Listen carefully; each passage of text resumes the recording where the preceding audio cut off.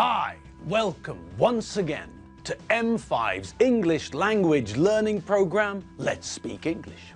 I'm Gav Duncan and I'm here on your TV to help you learn English. Now, are you sitting comfortably? Yes? Good. And are you ready for today's lesson? Yes? Good. Okay, well, let's learn English together. And hello everyone, and hello Nigel, of course. How are you all? Fine? Good. And what about you, Nigel? Are you having fun today? Great!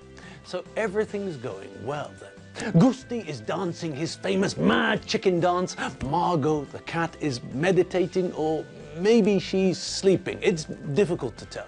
And Nigel is chilling out, relaxing, as only a remarkably hairy guinea pig can. Okay. So, the animals are all ready. What about you?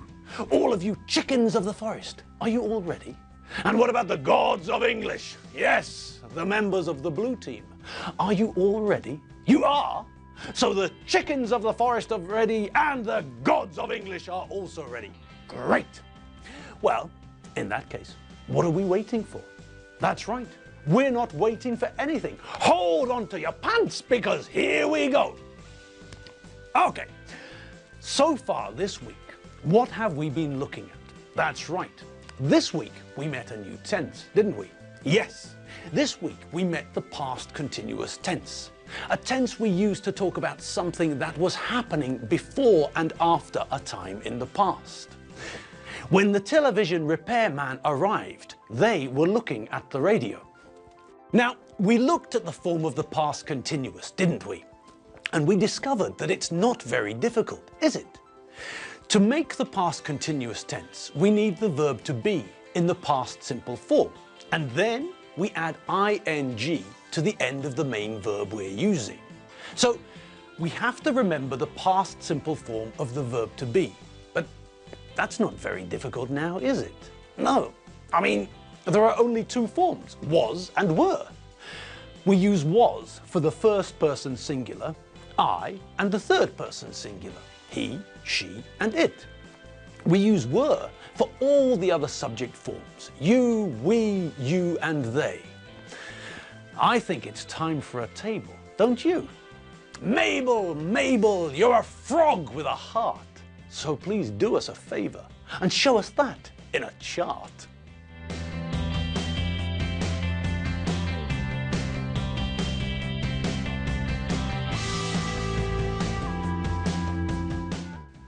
Okay, great. So we know which form to use with which subject. And it's simple, isn't it? Yes, if we're talking about the first person singular or the third person singular, then we use the form was. If we're talking about any of the other subjects, you, we, you, or they, then we use were. Good. Okay, now we know that this is just part of the past continuous, because we have to add a main verb as well, don't we? Yes, that's right. We have to add a verb, and then we have to add ing to the end of that verb. Now, we all know that this leads to small problems with spelling. But, as I said, these are small problems. They're not problems that can scare us. Okay, so let's run through the main rules that we have to be aware of when we add ing to the end of a verb, shall we? All right, first things first. If the verb ends in an E, then we have to remove the E before we add ing. So, if the verb we're using in the sentence is the verb to make, for example, then we remove the E and then add the ing. All right, so that's the first thing that we have to be careful with. If there's an E at the end of the infinitive, remove it before adding ing. Okay, so what's the next thing we need to take care with? Well, the next spelling problem area is connected to our old friends, the vowels and the consonants. And we all remember them, don't we? Yes. So the vowels are a group of 5 letters: A, E, I, O, and U. The consonants are all the other 21 letters of the alphabet. Z, Y, X, W, V, T, S, R, Q, P, N, M, L, K, J, H, G, F, D, C, B, and that's it. Okay, now who remembers why the vowels and consonants are so important when we're talking about spelling? That's right, it's all to do with the combinations of vowels and consonants at the end of the verb, isn't it? If the verb ends in a vowel plus consonant, like the verb to swim, for example, then we have to double the last letter when we add the ing. So, although the infinitive is swim, when we want to make the present continuous, for example, we have to double the last letter before we add ing. I am swimming. Now, just the same as the present continuous tense, when we put the verb to swim into the past continuous tense, we have to do the same thing. We have to double the last letter before we add ing. I was swimming. Great! Groovy! Granny Duncan! Now, with other combinations, we don't double the last letter. If, for example, the verb ends in consonant plus consonant, like the verb to work, then when we want to use it in the present continuous or in the past continuous, we just add ing. We don't have to worry about doubling the last letter. I am working, present continuous. I was working, past continuous. Now, in that last example, you probably also noticed a slight difference between the present and past continuous tenses. Yes, that's right. In English, we always love the abbreviated version, the short version. So in the first example, I abbreviated the form. I didn't say I am, I shortened it and said I'm. But we can't do that in the past continuous, can we? No, we can't abbreviate I was. It would sound awful. So when we're conjugating the past continuous, we have to use the full, long version. I was, you were, he was, she was, it was, we were, you were, they were. Okay, but when we look at the continuous part of the verb, it's the same, isn't it? Yes, we add ing to the infinitive work and we get working. We don't have to remove any letters and we don't have to double any letters either. No, we just have to add ing. Simple. All right, so on we go. The situation is the same if the verb ends in two vowels and a consonant, like the verb to wait. I am waiting, present continuous. I was waiting, past continuous. So, another different combination of letters at the end of the verb, and once again, we don't have to worry about doubling the last letter or removing any letters. Hooray! Now, the next category is a bit of an odd one, but we saw this earlier too, when we looked at the idea of stress. Now, as I'm sure you all remember, there are two types of stress. One is the sort of stress that can give you a heart attack when you can't get to work on time. That's why you should take magnesium. The other type of stress is the one we're talking about here. It's a synonym for highlight or underline. Think about when you're typing on your computer, when you're writing a letter, for example. There are some icons at the top of the page, things that you can use to draw someone's attention to something you wrote.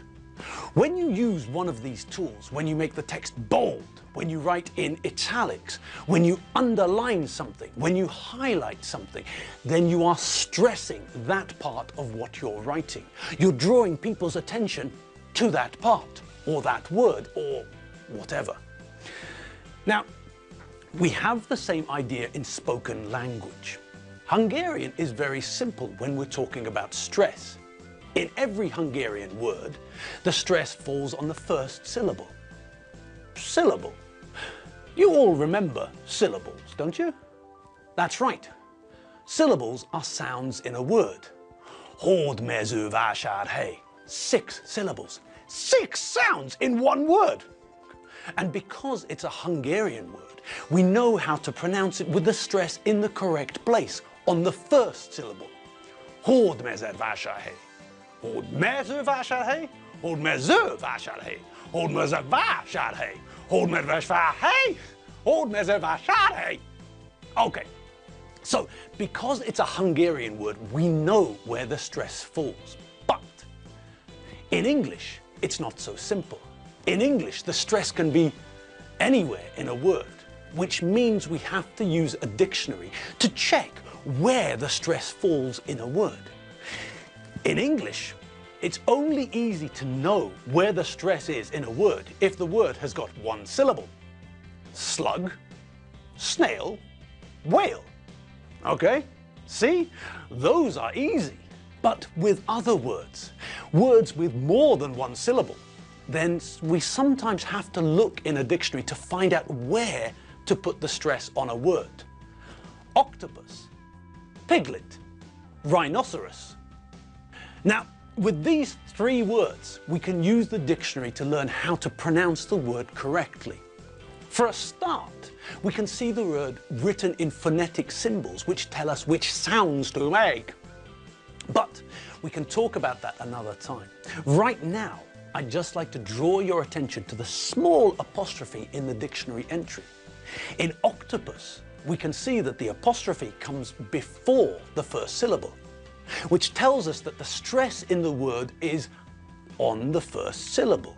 It's pronounced octopus, not octopus and not octopus. Now, when we look at the second word, piglet, we can see the same thing.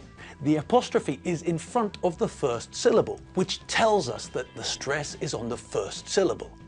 Piglet, not piglet. Now, those 2 were easy. But what about the third word? Well, there it's a 4-syllable word, but the apostrophe shows us that the stress comes on the second syllable. Rhinoceros, not rhinoceros, not rhinoceros, and not rhinoceros. Of course, the stupid thing with rhinoceros is the fact that everyone normally says rhino. And when we abbreviate the word, the stress moves from the second syllable to the first. Welcome to English. Leave your logic at the door. Rhinoceros, but rhino. Oh, and good Gordon Highlanders, we're almost out of time. Knackers. Okay, well, there's just enough time to remind you about the last group of spellings. If the verb ends in Y or W, if the verb ends in a vowel plus Y or a vowel plus W, then we don't double the last letter. So it's snowy, not snowing. And it was snowing, not snowing. I'm enjoying myself, not enjoying myself. And I was enjoying myself, not enjoying myself. And that's all the time we've got for today's lesson. Yes, our time is up. The lesson has come to an end. And all that's left is for me to say goodbye. Goodbye! Okay, people, relax, have fun, have some more coffee, and I'll see you again tomorrow, where I'll finish telling you about the connection between the stress on a word and what we do with the end of the word when we add ing. Until then, if you need more English, you all know where to go, don't you?